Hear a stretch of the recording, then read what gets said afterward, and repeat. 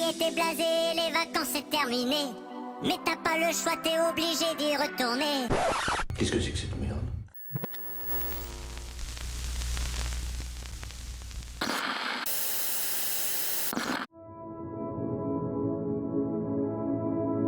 Dans la vie, il y a des séries qu'il nous tarde de découvrir tant la hype autour d'elles est grande, et il y a les autres. Pour cette rentrée des pronostics, inutile de préciser qu'on va s'occuper des secondes, celles qui sentent le crottin. Je te propose donc de nous attarder sur 5 séries qui sentent bon le fumier. Pas celui qui, tel une Madeleine de Proust, te ramène dans la ferme de tes grands-parents, non, plutôt l'amas de bouse rance qui t'attaque les narines pendant tes balades dominicales.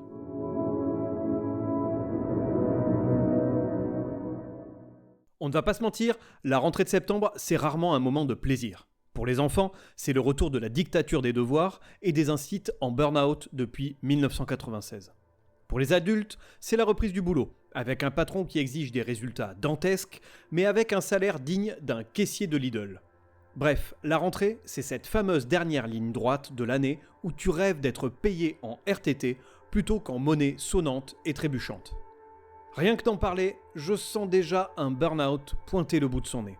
C'est normal que tu sois un peu anxieux, mais tu dois accepter ton angoisse pour mieux l'évacuer. Heureusement, dans ce paysage grisâtre et tristouné, entre une rentrée sociale qui s'annonce perturbée et un climat politique plus que morose, il reste une petite lueur d'espoir. Ouais, la chasse, la saison a repris. Avec les cousins, on va pouvoir aller buter du gibier dans la forêt et se mettre une caisse dans la cabane du tonton. Alors non, Jean-Clément, ce n'est pas ça. Dois-je te rappeler qu'ici, on parle de séries télévisées, espèce de face de cul de babouin. On parle pas de ton club pour chasseurs attardés. Et puis, quitte à réinventer la tradition, tu pourrais peut-être essayer l'inverse. Buter tonton dans la forêt et boire des coups avec de gentils petits lapins dans la cabane. Ça ferait une bien meilleure série, tiens. Donc, pour celles et ceux qui ne s'appellent pas Jean-Clément, tu l'auras compris, ce qui nous permet de supporter la rentrée, c'est bien le retour des nouvelles séries. Et ça, c'est tout de suite plus excitant que des bulletins de notes ou les réunions d'équipe à 8h30 du matin. Quelle heure 8h30. Oh là là. Chaque automne, les plateformes et networks balancent leurs petits nouveaux à la figure des téléspectateurs. Parfois des projets ambitieux, parfois des arnaques scénaristiques emballées dans du papier cadeau. Et peut-être je dérange s'il y a distribution de cadeaux. Pour ma part, j'ai déjà repéré quelques beaux projets pour cette rentrée 2025. Je pense notamment à ça, Bienvenue à Derry, parce que oui, Stephen King n'a pas encore été pressé comme un citron jusqu'à la dernière goutte. Je pense aussi à Pluribus, le nouveau délire de Vince Gilligan, alias le type qui a transformé un prof de chimie en Scarface. Oui, je parle de Breaking Bad, puis il avait aussi fait l'excellente Better Call Saul. Je pense à d'autres séries comme Lanterns ou encore l'ultime saison de Stranger Things. Je sais, ce n'est pas vraiment une nouveauté pour cette dernière, mais après 8 ans à regarder des ados grandir plus vite que la crédibilité de l'intrigue, j'ai hâte de voir comment Netflix compte boucler l'affaire. Et perso, j'ai été ultra fan de la première saison. Bon, mais soyons honnêtes, à côté de ces projets prometteurs, on a aussi droit à des nouveautés qui puent la naphtaline et le désespoir. Des séries qui, dès leur pitch, hurlent « Annulez-moi après la saison 1 !» avec la même intensité qu'un élève de seconde hurlant « Je ne veux pas aller en cours de maths !» C'est d'ailleurs bien pour ces projets que nous sommes ici réunis aujourd'hui. Alors avant de découvrir la liste que je t'ai concoctée cette année, revenons rapidement sur mon pronostic de la rentrée 2024. Je t'avais alors proposé 5 séries, dont voici la liste et le sort qui leur a été réservé. La première était Zorro, qui n'aura pas de saison 2. Comme je l'imaginais, la série peine à trouver un équilibre entre l'action et la comédie absurde qu'elle frôle bien trop souvent sans jamais vraiment s'y engouffrer. Pour ma part, j'ai tenu 2 épisodes. J'avais ensuite nommé Cat's Eyes. Contre toute attente, une saison 2 est prévue pour 2026. Perso, je n'ai pas eu le courage de regarder Julie Lescaut coacher les Totally Spies. Ensuite, j'avais nommé Dexter Original Sin. La série a été annulée courant août, donc c'est tout frais. Tant mieux, car pour moi, Dexter doit se cantonner à sa série originale. J'avais ensuite parlé de The Boys Mexico, qui n'a pas encore vu le jour. Alors peut-être en 2026, si d'ici là Amazon n'a pas décidé de faire un autre spin-off. Et enfin, il y avait Rescue iSurf, qui a été annulée. Alors, celle-ci, elle m'avait attiré premièrement, car le producteur exécutif est John Wells, dont j'avais pu apprécier le travail dans Urgence, À la Maison Blanche, Shameless, Sauceland, et New York 911. Et j'ai donné donc sa chance à cette série. Mais comme je m'y attendais, ça ne volait pas bien plus haut qu'un épisode de Alerte à Malibu. Et donc tout simplement au bout du premier épisode, j'ai préféré me rabattre sur le torse velu de David Hasselhoff, et ainsi te faire revivre à mes côtés le pilote de la série culte Alerte à Malibu. Si tu n'as pas écouté l'épisode d'ailleurs, je t'invite à aller le faire, il est sur toutes les bonnes plateformes de podcast. C'est le dernier épisode de la saison 5 du Son de la Crypte. Bon, mon pronostic 2024 n'était finalement pas totalement foiré. Si on écarte The Boys Mexico qui n'a jamais vu le jour, je tape quand même un joli 3 sur 4. Pas mal pour quelqu'un qui n'a pas de boule de cristal, juste un bon radar à bouse télévisuelle. Ça sent un petit peu la merde, hein, quand même, hein. Alors, est-ce que je vais faire mieux cette année ? Tu vas le découvrir dans quelques minutes. Accroche ton bavoir, parce que voilà venir le pronostic 2025 des séries qui méritent déjà l'annulation. Celles qui, dès leur synopsis, sentent le fiasco. Des séries qui vont barbouiller ton écran de merde et ton dimanche soir d'ennui. Allez, bon appétit. Il vous faudra pourtant l'achever jusqu'à la dernière miette. Bon appétit.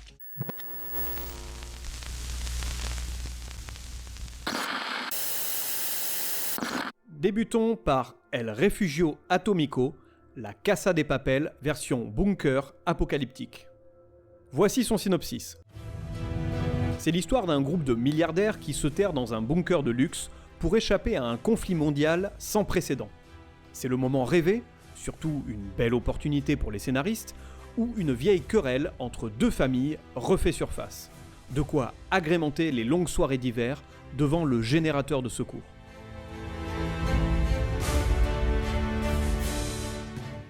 Comme son nom l'indique, El Refugio Atomico est une série espagnole qui fera son apparition sur Netflix en septembre 2025, le 19 très exactement. À la tête de celle-ci, surprise, Alex Pina. Ce nom ne te dit peut-être rien, et pourtant c'est bien lui qui m'a interpellé. Le mec est à l'origine de la Casa de Papel, série incontournable qui a défrayé les chroniques lors de sa sortie en 2017 dans le catalogue Netflix. Quand je dis incontournable, c'est bien pour insister sur le fait qu'il était alors à l'époque difficile de passer à côté tant les médias, les réseaux sociaux et même ce petit con de Kevin du marketing te faisait un résumé ultra chiant des 5 premiers épisodes à la machine à café. Petit con, hein. L'overdose était là, tant il était impossible d'échapper au masque de Dali ou encore à Bella Ciao remixé en boîte de nuit. Bella ciao, bella ciao, bella ciao. Ta gueule! Ta gueule! S'il te plaît, ta gueule! Ferme ta gueule, je t'en supplie, c'est insupportable! Pourtant, malgré un concept de départ assez alléchant, elle s'est perdue dans les méandres de son intrigue et dans cette quête de vouloir toujours aller plus loin. À viser trop haut, on finit par se brûler les ailes. Ça suffit maintenant. Et ça n'a pas manqué. La Casa de Papel est devenue une farce à vouloir trop en faire. C'est comme en maquillage finalement, à force d'en mettre des couches et des couches, on finit par ne ressembler à plus grand chose, si ce n'est à un clown. Bon, je ne vais pas faire le procès de la Casa de Papel, je m'en suis déjà occupé dans le volet 3 de l'abécédaire des séries qui ont duré trop longtemps. Je te renvoie à l'épisode, tu le trouveras ça sur toutes les bonnes plateformes de podcast. Alors, pourquoi parler ici même de la nouvelle série d'El Señor Pina ? Mais ce n'est pas parce qu'il a fait de la merde avec sa précédente fiction qu'il va forcément réitérer pour celle-ci. Effectivement, il y a plein de contre-exemples. Je pense notamment à Glenn Larson, qui nous a bien pondu une merde comme Manimal. Si tu ne me crois pas, je t'invite à venir regarder le pilote de la série avec moi. Là aussi, c'est un épisode du podcast que tu trouveras sur toutes les bonnes plateformes. Mais ce mec-là, Glenn Larson, il a travaillé sur des pépites comme Battlestar Galactica et des séries aussi qui sont devenues cultes avec le temps. Je pense à K2000, Magnum, L'homme qui tombe à pic. Sans être des séries ultra qualitatives, on était quand même sur des bons divertissements. C'était pas mal, mais on va essayer autre chose. Alors pourquoi Alex Pina ne réussirait pas son nouveau pari ? Eh bien tout simplement car le trailer sent la bouse à des kilomètres à la ronde. Et pour te convaincre, je t'invite à aller découvrir ce trailer sur le site de la Crypto-série. D'ailleurs, tous les autres trailers des séries dont je vais parler dans cet épisode, ils sont présents. Bon, ça y est ? T'es allé voir ce trailer ? Parce que moi, franchement, tout ce qui m'a rebuté dans la Casa de Papel transpire dans celui-ci.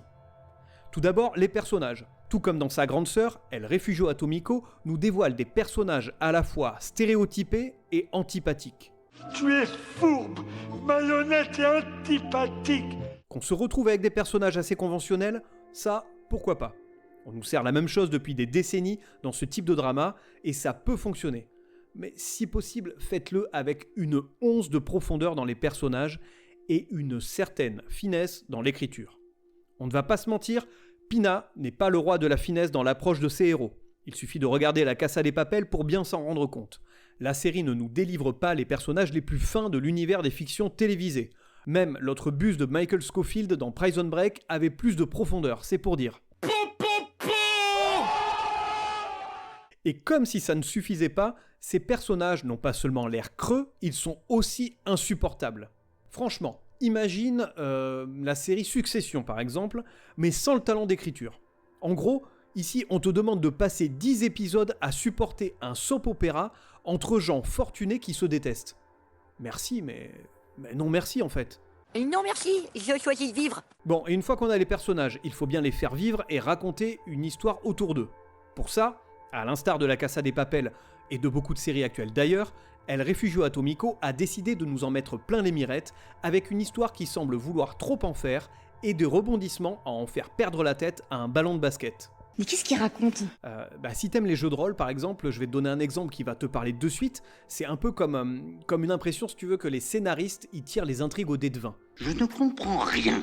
Et bien là, rebelote, on aura donc droit à une série qui va nous ressortir les poncifs du genre avec des mystères, des flashbacks, des drames familiaux, des trahisons, des cris dans les couloirs du bunker, etc., etc.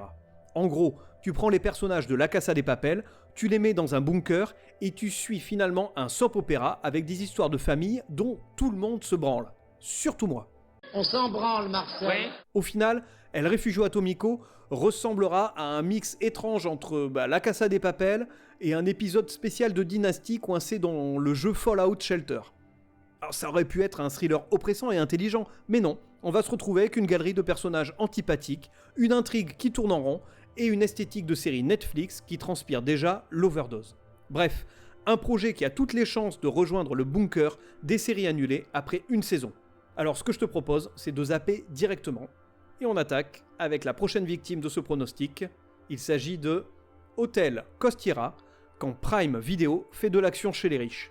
Voici son synopsis. C'est l'histoire de Daniel De Luca, un ancien marine d'origine italienne. De retour en Italie, il travaille comme fixeur dans l'un des hôtels les plus luxueux du monde. Il gère alors les problèmes des riches clients de l'hôtel. Mais comme Daniel, il aime la castagne et les problèmes, il s'est trouvé une autre occupation. Retrouver Alice, l'une des filles du propriétaire, fraîchement disparue. Il va alors jouer de ses poings et de ses pieds pour son plus grand plaisir et éventuellement le nôtre. Bon, quand je lis ça, j'ai de suite envie de dire mais arrêtez avec les riches. Tous les riches, c'est des salopards. J'ai l'impression que 80% des nouvelles séries actuelles tournent autour de bourgeois en pleine crise existentielle. Alors ici, c'est présenté sous le prisme de l'action, mais le cadre reste un hôtel de luxe. On a donc droit à notre lot de voitures de luxe, coiffures de riches, chaussures de peigne-cul et son lot de tenues dont la valeur équivaut à 5 SMIC réunis. Sérieusement, qui rêve de cette vie ? Qui fantasme vraiment sur les conversations mondaines autour de placements financiers, les dîners trop longs et les photos Insta au bord d'une piscine privée ? Qui ? Je pose la question, qui ? Personnellement, j'appelle ça une soirée ratée, pas une soirée palpitante. Moi, je veux du vrai, du sincère, de la nature et de l'authentique.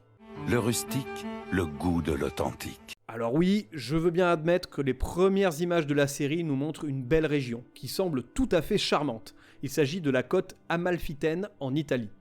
Il y a les falaises, la mer turquoise, les villages colorés, tout est parfait. Jusqu'à ce qu'on y colle un hôtel de luxe en guise de décor principal. Sincèrement, vous cherchez quoi ? Faire venir des influenceurs ? Parce que là, on va se retrouver avec la nouvelle tendance. Aller dans cette magnifique région d'Italie pour y prendre sa putain de photos. Et tiens, ça fait écho étrangement à cette année où les Dolomites ont été prises d'assaut parce que la destination est devenue tendance à cause des réseaux sociaux. Ainsi, les touristes ont afflué, tout ça pour que chacun puisse prendre sa photo du site et montrer que lui aussi y était. Alors l'objectif n'était pas de profiter du paysage, on va pas se mentir, c'était juste de prendre une photo, poster, récolter 2-3 likes et rentrer chez soi. Voilà, suivre une tendance, rentrer dans le moule, faire comme les autres, mais si possible en premier. Tout simplement pour dire qu'on l'a fait. Putain, mais vivez pour vous, pas pour les autres, et encore moins pour satisfaire un putain d'algorithme de merde. Car franchement, les gens en ont rien à foutre de vos vies. Mais qui ça peut bien nous foutre? C'est vraiment triste et ça en devient pathétique. Bon, écoute petit bonhomme, laisse-nous kiffer la life. Perso, j'ai suivi les conseils d'une petite nénette sur Insta, Mariema, qui a fait une superbe photo des Dolomites, et mes vacances étaient topissimes. Et ce, malgré ces enfoirés de locaux qui ont voulu nous faire payer. Je ne regrette pas d'y être allé. Et sinon, ta série, ce n'est pas sur Netflix, mais ça me tente bien. Ce sera peut-être ma prochaine destination de vacances, qui sait. Allez, ciao loser. Ok, donc après Jean-Clément et Marie-Constance, c'est au tour de Jean Gaspard et Marie-Emma d'avoir des interactions. Je le sens pas du tout cette histoire avec ces interactions. Bon, revenons tout de même à Hôtel Costiera. Je ne vais pas m'attarder davantage parce que son synopsis suffit déjà à donner la nausée. Le pitch pue la série qui va trop en faire. Un héros submergé par les problèmes, des intrigues parallèles sur les clients richissimes et un kidnapping pour pimenter le tout. Je t'invite à aller voir la bande-annonce sur le site de la crypte. Pour moi, ça sent le gloubi-boulga narratif qui va étouffer sous ses propres ambitions. S'ils arrivent à clôturer l'histoire sur une seule saison, ce sera déjà pas mal. En tout cas, l'histoire ne méritera certainement pas d'aller au-delà. Allez, passons à la série suivante. Sheriff Country, le spin-off dont on n'avait pas besoin. Voici son synopsis. C'est l'histoire d'un spin-off de Fire Country, et rien que ça, c'est déjà un énorme problème. Cette série dérivée suit le quotidien de Mickey Fox, une policière qui enquête sur des activités criminelles et patrouille dans les rues de sa petite ville d'Edgewater. Mais comme il faut pimenter le tout, Mickey a quelques soucis de famille, avec un père ex-tolard et une fille volage qui cache un mystérieux incident. Que de suspense. Qui dit nouvelle rentrée des séries, dit forcément nouveau spin-off inutile. C'est presque une règle sacrée dans l'industrie. Si une série fonctionne, même un peu, il faut lui coller un dérivé dans la foulée. Et là, c'est Sheriff Country, enfant pas très désiré de Fire Country, qui s'y colle. Pour rappel, Fire Country sévit depuis 2022 sur CBS, et on en est déjà à sa 4e saison qui débarque cet automne. Comme quoi, tout est possible aux States. Pour ma part, j'avais naïvement tenté l'expérience avec Fire Country. Le casting m'avait aguiché, avec entre autres Max Thierryo, Bates Motel, Billy Burke, Révolution, et Diane Farr que j'avais vraiment apprécié dans Rescue Me. 3 noms plutôt sympas. Mais rappelons-le pour celles et ceux du fond, un casting ne fait pas tout. Résultat, des personnages interchangeables, des intrigues plates, et un héros bodybuildé qui fait plus pub pour n'importe quel produit ultra protéiné que sauveur de l'humanité. Quant à l'intensité dramatique, on était plus proche des pulsations cardiaques d'une baleine bleue. Et bim, petit cours de biologie marine au passage, c'est gratuit, je te l'offre. Bravo, jeune homme, félicitations, quelle culture! Bon, avec tout ça, qu'attendre de Sheriff Country ? Si tu me suis depuis quelque temps, tu connais ma non-appétence pour les spin-offs et autres remakes, reboots, etc., etc. De la merde. De la merde. De la merde. De la merde. De la merde, de la merde. Le titre annonce déjà la couleur. Les producteurs rêvent d'une franchise à rallonge façon NBC et ses 3 Chicago, Fire, Med et PD. Donc, imagine qu'après Fire Country et Sheriff Country, tu peux te préparer à voir débarquer Doc Country, le médecin de campagne, ou Med Country, l'hôpital du coin avec 2 stéthoscopes et une perfusion, ou pourquoi pas, et à mon avis ce sera la meilleure d'entre elles, Vet Country, où un vétérinaire bodybuildé irait mettre bas des vaches en slow motion. Que du fun. Oh, bien sûr, même que c'est fou ce qu'on s'amuse, hein. Encore une fois, malgré un casting pas vraiment mauvais, avec entre autres la présence de Morena Baccarin, Deadpool, V2009, Matt Lauria, Friday Night Lights, et Christopher Gorham, Ugly Betty et Jack 2.0, la série ne s'annonce pas des plus mémorables. En fait, cette série, elle est symptomatique. On sent surtout que les productions ne veulent plus vraiment s'emmerder à chercher des scénarios originaux. On fait du neuf avec du vieux. On recycle, on exploite jusqu'à la moelle, on poursuit, on réinvente, on emballe tout ça dans un joli paquet nouvelle série dramatique pour les spectateurs des dimanches, et voilà. Mais surtout, on ne cherche pas à créer. Ou du moins, on le fait, mais à minima. Bref, Sheriff Country n'est pas une promesse. C'est pour moi une menace qui témoigne parfaitement de l'avenir sombre des productions audiovisuelles. Passons à la 4e série, DMV, le The Office de l'automobile. Voici son synopsis. C'est l'histoire de collègues travaillant au sein d'une auto-école. On suit le quotidien, sans nul doute trépidant, de ces employés assermentés à délivrer des permis de conduire. Ils sont certes payés au lance-pierre, mais ces collègues, heureusement, à la fois excentriques et attachants, font de leur mieux pour gérer des clients bien trop souvent agaçants. Ils nous ouvrent les portes de leur bureau et on va bien se marrer. Ou pas. DMV est la nouvelle comédie des studios CBS. Rien qu'au pitch, on sent déjà que la série s'inscrit dans une longue tradition, celle des sitcoms centrées sur le lieu de travail. Et donc on aura droit à l'auto-école, après des séries centrées sur une entreprise de papier, avec The Office, le service des parcs, Parks and Recreation, le poste de police, Brooklyn Nine-Nine, l'école primaire, Abbott Elementary, le département R&D, Better of Ted, le bar, Cheers, ou encore l'entreprise de jeux vidéo, Mythic Quest. Et la liste pourrait s'allonger indéfiniment, telle une canne à pêche télescopique. Où ma bite? Où ta bite, effectivement. Merci Jean-Clément, toujours pertinent. Bref, donc oui, les comédies qui placent le lieu de travail au centre de leur intrigue pullulent déjà. Il manquait visiblement celle sur une auto-école. Je t'avoue que je n'avais pas coché cette case dans ma liste des séries attendues de 2025, mais il doit bien y avoir un public de niche quelque part. J'imagine déjà que les moniteurs d'auto-école trépignent d'impatience devant leur télévision, le regard embué par tant de reconnaissance. Enfin, une série qui parle de nous! Après tout, qui aurait pu prédire le succès de The Office au vu de son synopsis centré sur des collègues dans une entreprise qui vend du papier? Alors pourquoi pas? Laissons à DMV le bénéfice du doute. Peut-être que ça fonctionnera, peut-être que ça tombera à plat, peut-être que ce sera la série préférée de ton moniteur moustachu qui pue la clope. Cache-toi, tu pues! Mais je trouve que tout ça manque légèrement d'originalité et de folie. Mais si le succès est au rendez-vous, on peut s'attendre à un déferlement d'autres séries du genre par la suite. Dans quelques années, prépare-toi à voir débarquer des shows sur des collègues comptables, des collègues aux services généraux d'une grande entreprise, des collègues dans une usine de production, des collègues syndiqués à la CGT. Spoiler alerte, pour cette dernière, ça sentira fort la merguez. C'est la merguez, merguez partie, tant qu'il y a de l'adresse, c'est pas fini. Stop! Ok? Pour en revenir à DMV, elle n'invente pas la poudre. Elle pourra faire rire ou sourire, ce sera déjà pas mal. Elle trouvera éventuellement sa voix et son public, mais de mon côté, son trailer m'a laissé de marbre.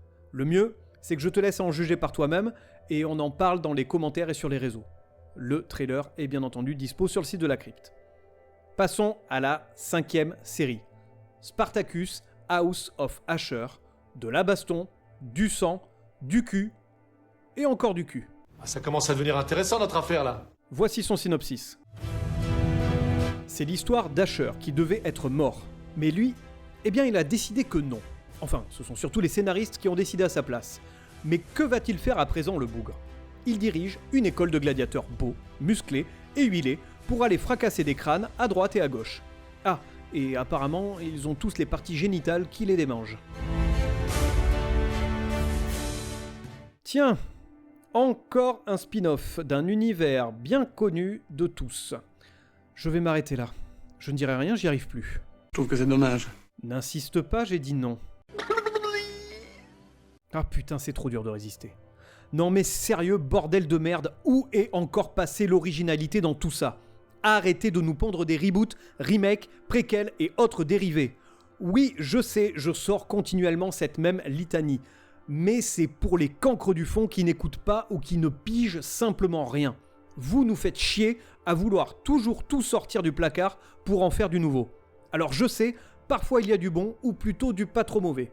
Je pense notamment à la 3e saison de Twin Peaks, là on est dans le haut du panier si tu veux mon avis, ou encore à la saison 9 de Will & Grace, qui était, ma foi, très sympathique.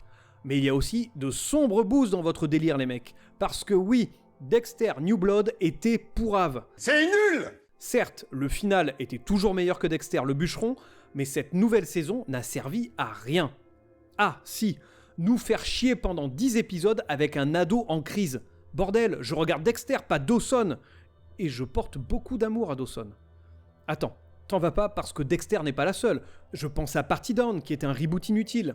Je pense aussi à la suite de Prison Break. On avait déjà eu 3 saisons et demie de trop. Pourquoi nous en coller une 5e avec ce con de Michael Scofield? C'est un sale con! Je pense aussi à la nouvelle série de l'univers de Z70 Show. Alors, That 90s Show n'était pas mauvaise en soi, Red et Kitty ont sauvé la baraque, mais c'était aussi inutile qu'un trou du cul au bout du coude, comme dirait l'autre. Je pense aussi au reboot de Véronica Mars, qui nous a offert la plus mauvaise saison de la série. Je te renvoie à un article que j'avais écrit d'ailleurs sur cette saison 4, qui est pour moi une énorme bouse. Et puis je pense au reboot remake là, de Code Quantum, Quantum Leap, aucun intérêt. Et puis en vrac, Gossip Girl, Le Prince de Bel-Air, Heroes, bref, les exemples ne manquent pas. Alors, je sais bien que ce n'est en rien un phénomène récent, mais ce sempiternel besoin de faire revivre des fictions qui ont eu une certaine aura me fatigue. Laissez-les où elles sont. Innovez, proposez de nouvelles choses. Il y a de quoi faire entre les bouquins et les jeux vidéo adaptés. Ces derniers ont d'ailleurs le vent en poupe actuellement. Je pense à The Witcher, Fallout, The Last of Us, Cyberpunk, Halo, God of War qui arrivera prochainement, etc. Alors je sais, il y a à boire et à manger là-dedans, mais il y a quand même des trucs de qualité. Et surtout, faites-nous rêver avec des histoires originales, sorties de l'esprit effervescent d'un scénariste prometteur.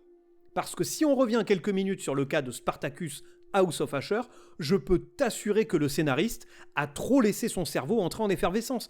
On peut même dire que le tout est dissous. Il n'y a rien à en tirer. J'en veux pour preuve ce magnifique trailer. Et là aussi, je t'invite à aller le voir. Moi, franchement, il m'a donné envie de balancer mon écran par la fenêtre. Oui, vous l'avez énervé avec les responsabilités qu'il a. Le jeu d'acteur est du niveau de Jean-Michel à peu près, les dialogues sont écrits par un stagiaire sous acide, les gerbes de sang numériques sont dégueulasses. C'est dégueulasse. Les orgies sont filmées avec la grâce d'un clip de Jul, et les tirades héroïques, le pauvre Homer, il doit se retourner dans sa tombe. Non mais les gars, sérieusement, la subtilité, vous connaissez ? Parce que là, je vais certainement me mettre à dos les fans de la première heure de l'univers de Spartacus, mais entre nous, ça pue la merde cette série. Peut-être même autant à chier que Gladiator 2, c'est pour dire. Alors oui, Spartacus à l'époque c'était déjà du cul et des hectolitres d'hémoglobine, mais au moins ça avait un certain panache. Ici, ça transpire la série opportuniste, vidée de toute idée neuve. Perso, quitte à me refaire un péplum avec un minimum de profondeur, je préfère revoir Rome, la série culte de HBO. Là au moins, il y avait du fond derrière les décapitations et les scènes de fion. C'est fin, c'est très fin, ça se mange sans fin. Bon, j'en ai fini avec ces 5 séries, mais comme je suis sympa, je t'en propose une bonus. Il s'agit de la seconde saison de Culte qui sera centrée sur les 2B3. Alors, je ne vais pas m'étendre, je t'en parle uniquement pour faire un petit clin d'œil au prochain épisode du Son de la Crypte qui retracera le pilote de la série de nos amis les 2B3, à savoir Pour être libre. Je sais, je m'inflige une merde, mais c'est pour toi. Pour toi, public. Bon, concernant la saison 2 de Culte, je ne sais pas si la série sera mauvaise. Elle fait suite à la première saison qui était centrée sur Love Story et qui avait reçu d'assez bonnes critiques. Pour tout te dire, ce genre de fiction n'est clairement pas ma came, donc je me vois mal défoncer la série juste pour le plaisir.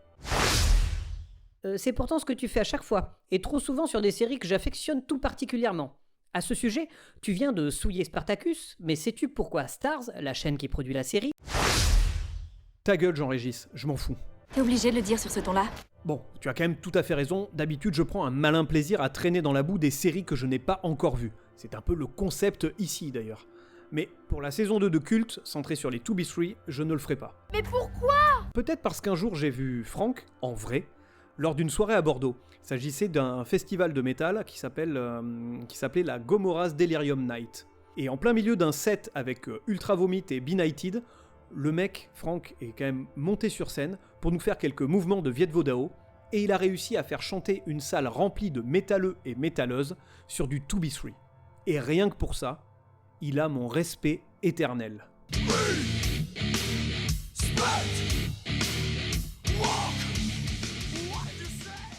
Bon, petite conclusion, on fait quoi maintenant avec tout ça ?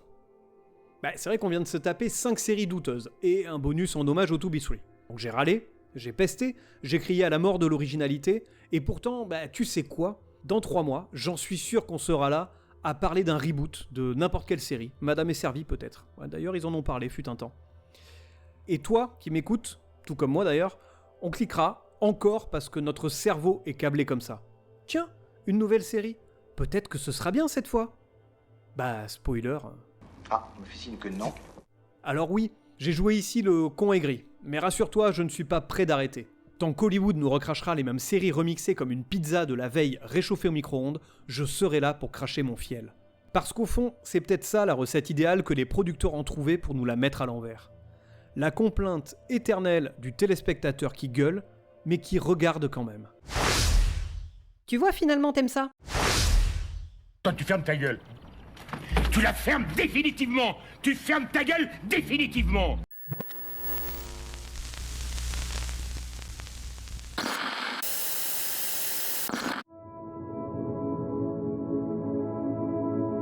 Ce pronostic de la rentrée s'achève ici. Je te remercie de m'avoir écouté. J'espère que je t'ai donné envie de ne pas regarder ces séries. Si je n'ai pas réussi dans cette tâche et que tu as regardé ces séries, je t'invite à venir me dire ce que tu as pensé de celle-ci. Je suis assez curieux. Et pour me faire part de ton avis, rien de plus simple, rendez-vous dans la partie commentaires sur le site de la Crypto-Série ou sur les réseaux sociaux, Instagram, Facebook, TikTok ou encore Thread. Tu peux également retrouver tous les épisodes du Son de la Crypte sur toutes les bonnes plateformes de podcast ainsi que sur la chaîne YouTube de la Crypto-Série. Je te donne rendez-vous très prochainement pour un nouvel épisode du Son de la Crypte. D'ici là, profite de la vie, méfie-toi des coiffures de riches et bisous.